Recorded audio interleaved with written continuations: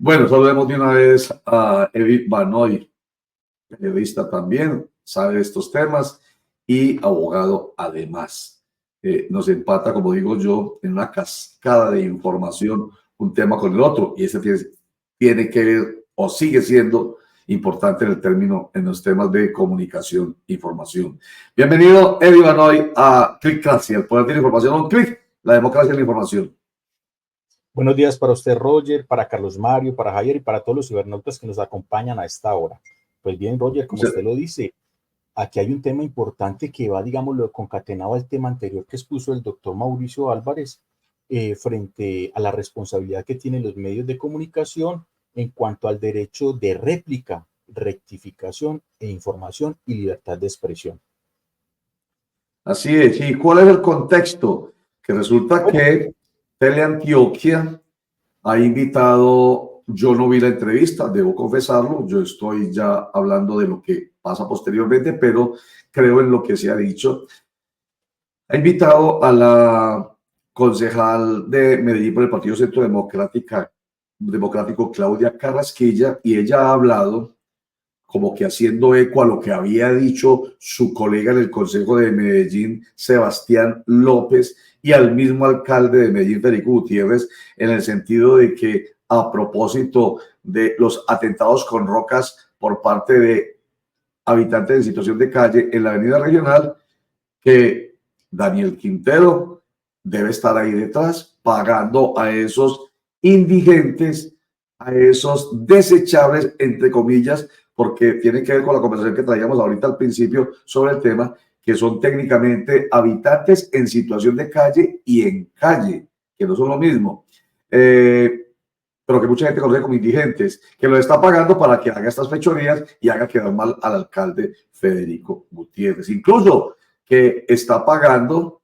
ha dicho Sebastián López, para que las fallas últimas del metro que produjeron ya la muerte de una persona, heridas a 20 y un montón de caos, también hace parte de la estrategia de Daniel Quintero. Entonces, esto ha dicho Claudia Carrasquilla, según tenemos la información, en Teleantioquia. Entonces, Daniel Quintero, exalcalde de Medellín, le pide a la gerente de Teleantioquia que le permita, él dice, el derecho de réplica. Esa es la palabra. Esa palabra es muy importante para que la trabajemos enseguida con Edith Banoy, réplica. Y le contestan que no, que él no tiene derecho a la réplica. Bueno, ese es el contexto, Edith. Bueno, pues primero hay que darle claridad frente a los mal llamados habitantes de calle o personas desechables, ninguna de estas dos porque atentan contra la dignidad, ellos también son ciudadanos colombianos, y yo más bien les diría habitantes sin domicilio fijo, eso pues para darle claridad, porque son personas que pernotan en la calle, serían habitantes sin domicilio.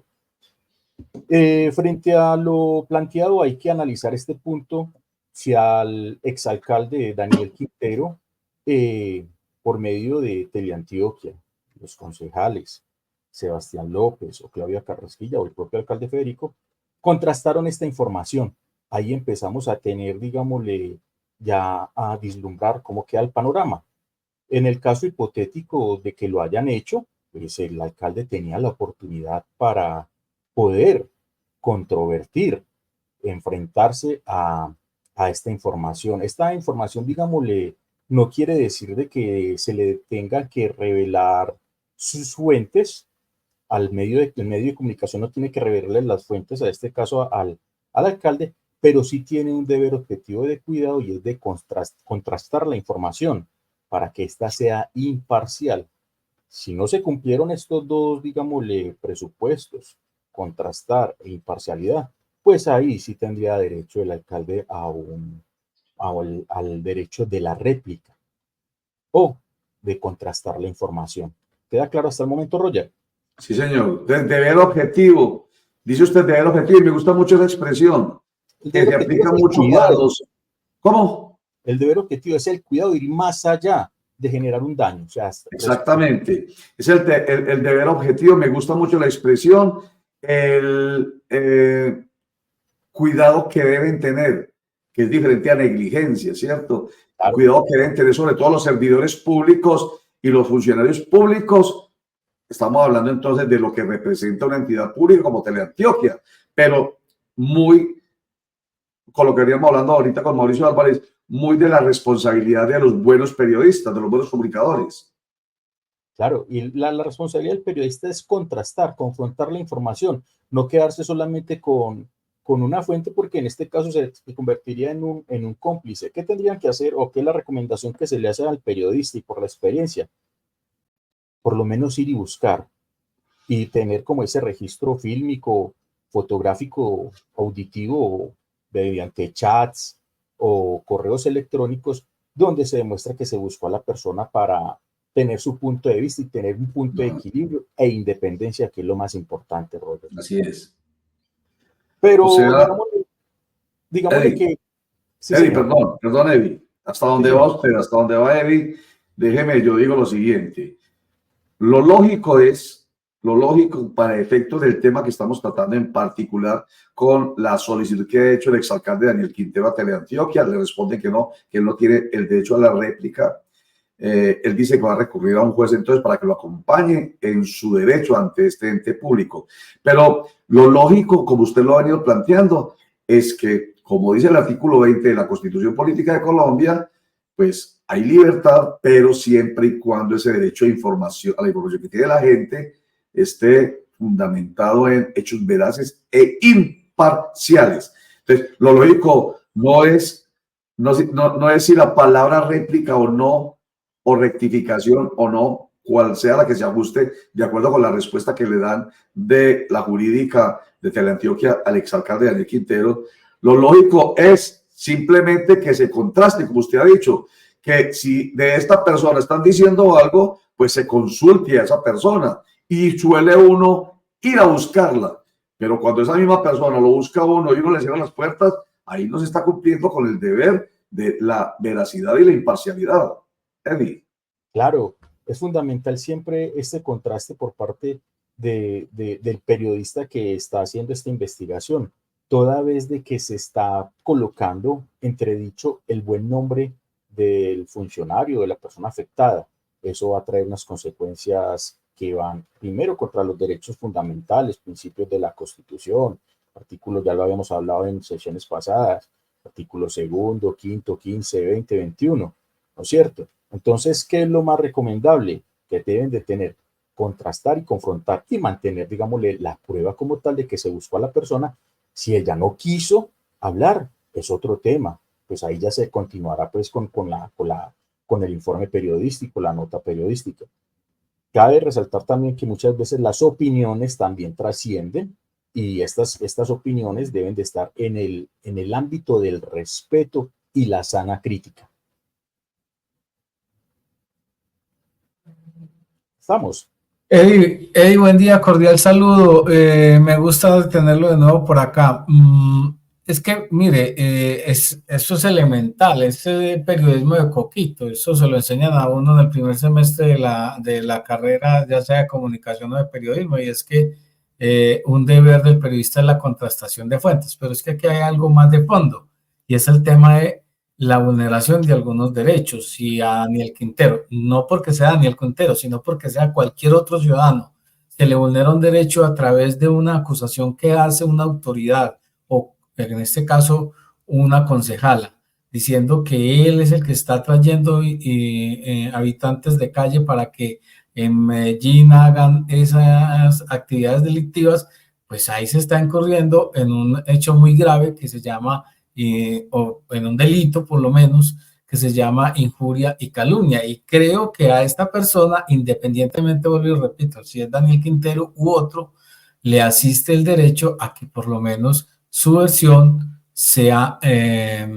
escuchada o no aplica para este asunto, Eddie. ¿Usted qué piensa? Vea, ahí cuando hablamos de injuria y calumnia nos estamos trasladando ya es al ámbito penal que estaría en el artículo 220, 221 del Código Penal, como lo dije. Pero cuando se da este daño por motivo digámosle, por falta de prevención, falta de experticia por parte del periodista, se pueden recurrir a las vías legales como es la acción de tutela, toda vez de que se están ahí violentando derechos fundamentales. O sea, tenemos dos consecuencias. También entra también la parte de la responsabilidad civil extracontractual. En este orden de ideas, la tutela en su decreto 295 de 1991, se han proferido dos sentencias que me parecen que vienen a este caso. Sería la sentencia T 594 del 2017 y la sentencia T 028 del 2022.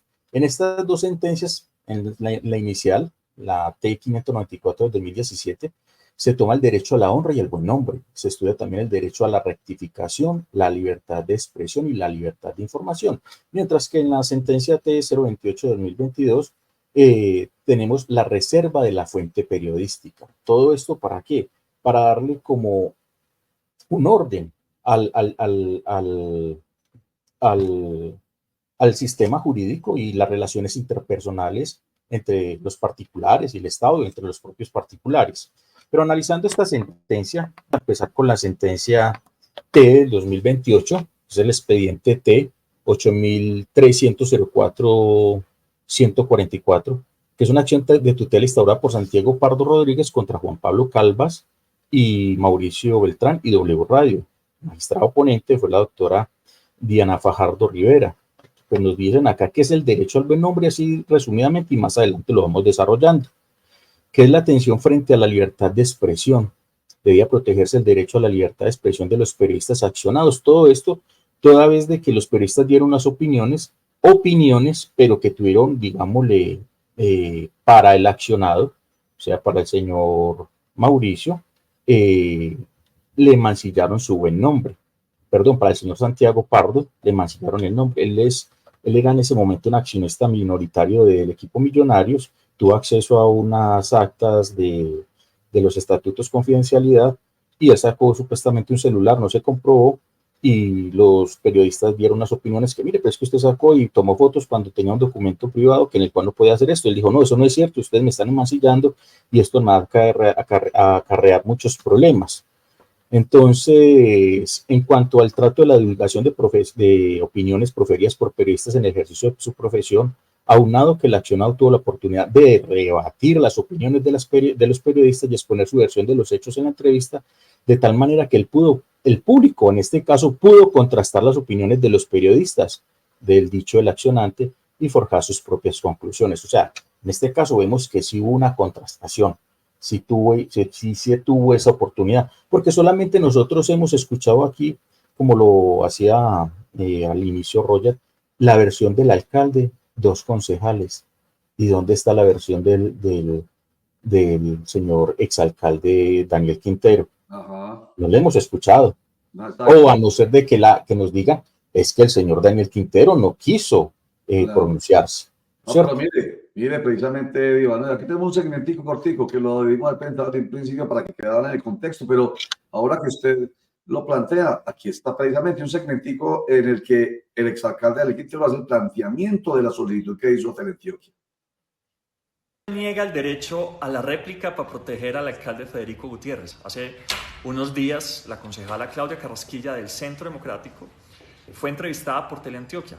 Igual Federico Gutiérrez. Entre los dos insinuaron que yo me iba por todo el país a buscar habitantes de calle, meterlos en camiones para supuestamente afectar la imagen del alcalde de Medellín, Federico Gutiérrez. Le pedí a Teleantioquia que me permitiera responder, que me permitiera decirle a Medellín lo que está pasando en la ciudad.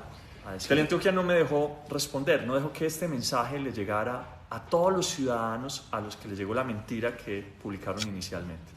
Le pedí a la gerente que me permitiera hacerlo, me mandó para Jurídica me dijo finalmente que no tenía ese derecho, porque ellos se les olvida que es un canal público, y como canal público tienen obligaciones públicas. Una de ellas es el derecho a la réplica, y por eso le pido y le voy a pedir a un juez de la República que me acompañe en este proceso y que me permita que este mensaje le llegue a todos los ciudadanos, no solo de Medellín, sino de Antioquia. Bueno, ahí está, pues un hecho, el exalcalde quería hablar y contrastar la información en desarrollo de ese derecho a la información que tienen los televidentes a información veraz e imparcial. Es que este es un derecho fundamental, la rectificación consagrada en el artículo 20. La rectificación se debe de hacer en condiciones de equidad, teniendo en cuenta además que este medio tiene, digámosle, tuvo acceso a unas fuentes, una fuente primaria. Por ahí vimos un video de una persona, un habitante sin domicilio, hablando que le pagaban, pero nunca llegó a decir el alcalde Daniel Quintero me pagó, o el alcalde Daniel Quintero vino y nos buscó. No, ya después sacar unas conjeturas. Es que es Daniel Quintero el que está viniendo aquí. Ahí es donde ya cambia, digamos, el contexto de la noticia y están atribuyéndole sí, están imputándole unas afirmaciones deshonrosas, que eso va contra la dignidad del alcalde.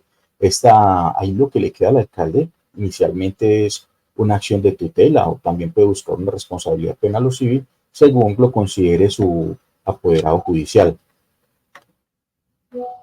Ahí está la Corte Interamericana de Derechos Humanos. A ver, estos días hemos venido hablando de un concurso, yo le he dado ese nombre, un concurso de normas en torno a la defensa y protección de principios como la dignidad humana y derechos fundamentales como el del buen nombre, el de la honra, el de la imagen, el de la fama, como lo llamen incluso en muchas sentencias jurisprudenciales. Hemos hablado de la tutela que usted ya la mencionó, hemos hablado del Código Penal colombiano, donde está la injuria y la calumnia de 2020-2021 y sus agravantes para adelante. Hemos hablado de algo que usted nos trajo a colación la semana pasada, que fue el Código Civil colombiano, donde se habla también de la reparación por responsabilidad civil extracontractual. Hemos hablado, incluso hoy tengo rodando por ahí un video en el que hablo de el Código Disciplinario Único y del Código Administrativo y el Código de Procedimiento Administrativo y de la Contencioso Administrativo, el CEPACA, donde también hay normas que ubican allí la protección y la defensa de principios y de derechos como los que hemos mencionado. Pero están, usted no lo mencionó y aquí lo trae a colación, están los tratados internacionales, está la Comisión Interamericana de Derechos Humanos. Aquí está precisamente, ahí lo teníamos, la Corte Interamericana de Derechos Humanos. Háblenos sobre eso, Eddie. Bueno, esto, digámosle, como haciendo parte de este bloque de constitucionalidad, los jueces en sendas sentencias siempre los traen como criterios auxiliares, pero esto hace parte del bloque de constitucionalidad, estando a la par de la Constitución. La Corte Interamericana de Derechos Humanos ha indicado expresamente que el derecho a la libertad de expresión es un derecho absoluto, no es un derecho absoluto, esto puede ser objeto de restricciones, tal como lo señala el artículo 13 en sus incisos 4 y 5. No obstante, ha precisado que este derecho deja un margen muy reducido a cualquier restricción de debate político, de debate sobre cuestiones de interés público, y especificó que las restricciones deben cumplir las formas concurrentes con los siguientes requisitos. Primero, debe estar previamente fijado por la ley en sentido formal y material para que no quede al arbitrio del poder público. Segundo, responder a un objetivo permitido por la Convención Americana, el respeto a los derechos o a la reputación de los demás, ojo, o la protección de la seguridad nacional, el orden público, la salud o las normas de moral pública. Estas deben ser necesarias en una sociedad democrática para cumplir los requisitos de idoneidad, necesidad y proporcionalidad. Además, también, paralelamente a estos 4 artículos, 5, 6 que vemos aquí en pantalla, la Corte Constitucional se ha señalado que toda limitación a la libertad de expresión se presume sospechosa, por lo que debe ser sometida a un juicio estricto de constitucionalidad, el cual impone verificar la restricción que pretende imponerse. Primero, estar prevista en la ley, que se persiga el logro de ciertas finalidades imperiosas que han de estar relacionadas con respecto a los derechos de los demás, la protección de la seguridad nacional o el orden público y la salud o la moral pública. Segundo, que sea necesario para el logro de dichas finalidades y no se imponga una restricción desproporcional al ejercicio de la libertad de expresión. Adicionalmente, es preciso verificar que la medida restrictiva sea posterior y no previa a la expresión del objeto límite, como también no se constituya una censura. Ahí está prohibida la censura en ninguna de sus formas, lo que incluye un requisito para guardar la neutralidad, importante este tema, la neutralidad frente al contexto de la expresión que se limita. Está En este orden de ideas, Perdóname, Eddie, sí, señor. aquí en este numeral 5 está un tema que tiene que ver con lo que hemos venido hablando sobre esa incitación pasiva, si se quiere, a la limpieza social o a cualquier otro ataque a otras personas. Estará prohibido por la ley toda propaganda, y ahorita hablaba Mauricio Álvarez de publicidad y propaganda, que está muy relacionado con los temas políticos precisamente, en favor de la guerra y toda apología del odio nacional. Aquí dice nacional, pero entonces uno podría inferir que es del odio nacional, del odio departamental, del odio local. Yo creo que sí. Político. Ya voy, racial o religioso, y no aparece político, pero podría uno inferir que además político. Yo creo que sí. Que constituyan, o con esto, incitaciones a la violencia, que es lo que pasa, lo que está ahorita planteándose desde diferentes curules. Hay incitaciones a la violencia o a cualquier otro tipo de acción similar. Dígase entonces limpieza social contra cualquier persona o grupo de personas. Dígase en este caso entonces habitantes en situación de calle, o como usted dice, sin domicilio. ¿Cómo es? Habitantes sin domicilio fijo. Porque no tienen domicilio, es lo único que los caracteriza, no tienen domicilio. Habitantes sin domicilio. Es otra forma de decirlo. No lo había escuchado jamás, pues lo tendré en cuenta. Habitantes sin domicilio fijo. Ojo, por ningún motivo, incluso de raza, color, religión, idioma, origen nacional o político. Me encanta, yo no le había prestado tanta atención, o sea que sí hay mucho de dónde pegarse para evitar lo que yo he llamado, Eddie Vanoy, la impunidad de la infamia de quienes tienen el poder o del micrófono o de la curul. ¿No le parece? Claro, y esto va, digámosle, Roger, también muy de la mano del artículo 20 constitucional, claro, que impone al comunicador esa libertad de informar, primero con veracidad e imparcialidad. Respecto al principio de veracidad es la difusión de la información, donde la Corte ha explicado que este no equivale a una exigencia de certeza frente al informado, es decir, no implica una verificación absoluta de los hechos que se demuestran o se denuncian, pues haría imposible la actividad de un periodista, ¿cierto?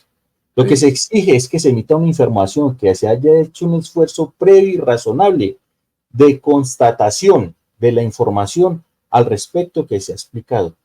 El medio satisface el estándar de veracidad cuando la información ha sido obtenida luego de un proceso razonable de verificación y cuando no induce a error o confusión al receptor.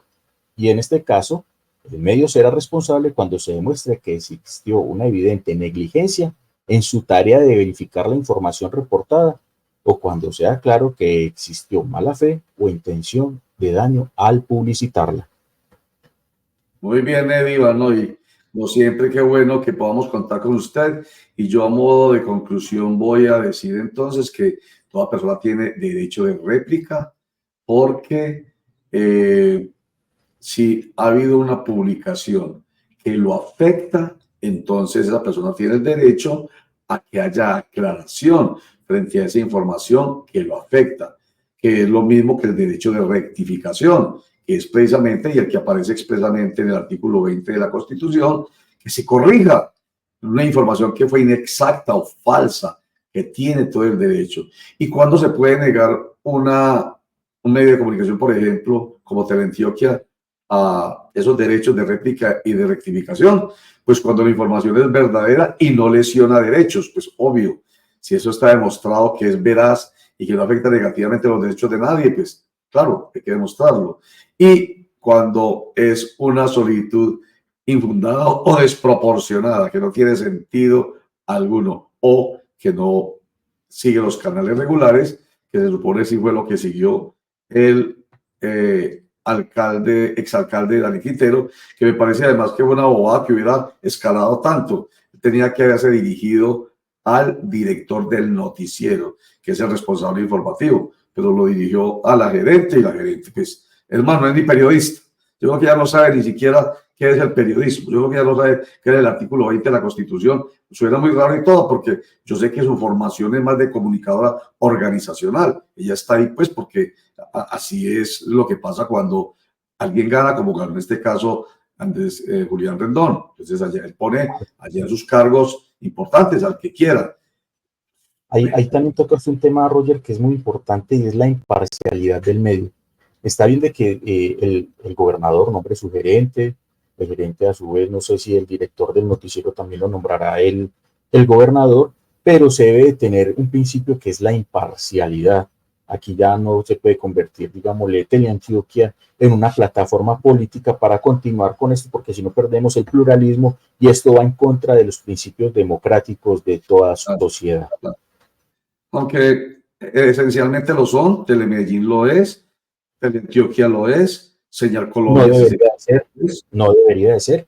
Es que la imparcialidad es fundamental. Como están detrás, el que nombra es el gobernador o el alcalde, en el caso de Telemedellín, pues eso es inevitable, eso no se puede evitar. Lo que hay que buscar es, ojo, demostrar un poco, o ojalá mucho, que se puede ser imparcial, no obstante ser un medio de comunicación institucional. Como diría por ahí un ex concejal de Medellín, Fabio Humberto Rivera, me acuerdo mucho de él, un canal del régimen. Sí, es del régimen, pero ojalá demuestre que también se cumple con los preceptos de la información como mandan ellos. Eddie. Para finalizar, Roger, es que si no se cumplen digámosle, estos principios, se pierde un principio muy fundamental que tienen todos los periodistas y todos los medios, que es la independencia. Y al perder la independencia, pues nos vamos a quedar sometidos a un régimen, y eso es lo que nos va a llevar a mostrarnos a estados nacionalistas, a un estado comunista, a un régimen. Y eso es lo que no se puede permitir en una democracia. Sí, eso sería lo ideal. Eso es lo ideal. Pero bueno. Eddie Banoy, abogado y periodista, gracias por estar con nosotros aquí en ClickCast y el poder de la información. Click, la democracia en la información. Feliz día para todos. Gracias. Muy bien. Vamos a terminar aquí, Javier Arboleda, pero hagámoslo con un comentario final, que este tema es de nuestra competencia. Este tema, lo he dicho, todos los que hemos tratado hoy son de nuestra competencia, pero estos últimos dos y este en especial. Comentario final, Javier.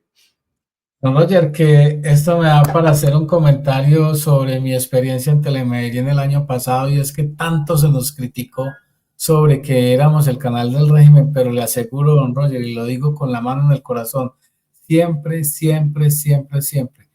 había que defender una agenda que era el plan de desarrollo, eso es indiscutible, pero siempre buscábamos la contrastación, siempre. Y hoy los que están en esos canales, tanto en Telemedellín como en Teleantioquia, nos criticaron y están haciendo un periodismo peor, o mejor dicho, un periodismo sin los mínimos requisitos éticos. Nosotros por lo menos teníamos la decencia de hacer el contraste de fuentes. Y eso lo digo con conocimiento de causa. Y estoy absolutamente convencido de que así es. Porque lo que yo le dije a Eddie Banoy, yo también lo digo con conocimiento de causa, es que yo fui gerente de Telemedellín y como tal sabía, después de haber sido director de un periódico, no, de un noticiero de televisión que era muy independiente, como era el Informativo de Antioquia de Coppercol, a ser dependiente de la institucionalidad de la alcaldía, porque Telemedellín es de la alcaldía, tanto que a mí me nombró el alcalde, no me nombraron por elección popular, el alcalde me puso allá, como pone el alcalde a cada uno de los gerentes de Telemedellín, a cada uno de los gerentes de Teleantioquia, lo decide el gobernador. Entonces, de hecho, Mabel López Segura fue gerente tanto de Teleantioquia, la puso allá el gobernador, como de Telemedellín, la puso allá el alcalde. O sea, nosotros sabemos eso y tenemos, como usted dice, desde ese punto de vista, que defender, digamos, un plan de desarrollo y ayudar a la administración que lo nombra uno. Pero yo se lo digo, siendo gerente de Telemedellín a problemas que tenía con muchos secretarios, porque cuando había problemas, había dificultades en una secretaría X, diga usted, la de educación, yo ponía sobre la mesa primero el derecho a la información. Y cuando el alcalde me regañaba, le decía, alcalde, si usted quiere ganar credibilidad verdadera, respeto y autoridad, permita que el canal cumpla con su labor desde lo periodístico. Por eso yo creé un noticiero que hoy tiene Telemedellín, lo creé yo en el año 2001. Telemedellín Noticias o Noticias Telemedellín. Antes no había noticiero y es porque ahí se podía ser independiente, responder a la verdad, a la imparcialidad y al interés general, especialmente a la verdad en el noticiero. Otros programas, tomen tinto con el alcalde, tomen tinto con el gobernador, digan lo que propagandísticamente les sirve. Entonces, eso lo digo yo con conocimiento de causa, por eso le creo perfectamente a usted, Javier. Pero bueno, esa es la vida, la política es así y va girando, va girando. Lo que yo sí quiero es que ojalá haya conciencia de los que están en el poder para que realmente ganen aplausos de verdad, no de los áulicos, sino en general, incluso de la crítica, que la crítica sea capaz de decir, lo están haciendo bien. Bueno, Javier. La imposición de la posverdad, don Roger, que es lo más trágico del mundo frente al quehacer periodístico que nos aqueja actualmente, y es un asunto que está desbordando incluso ya la agenda setting, porque antes la agenda setting ponía a hablar a la gente de lo que los poderes querían que hablaran, pero hoy estás imponiéndole una narrativa muy compleja sobre quiénes son los buenos, quiénes son los malos y qué hacer con los buenos y qué hacer con los malos. Así es.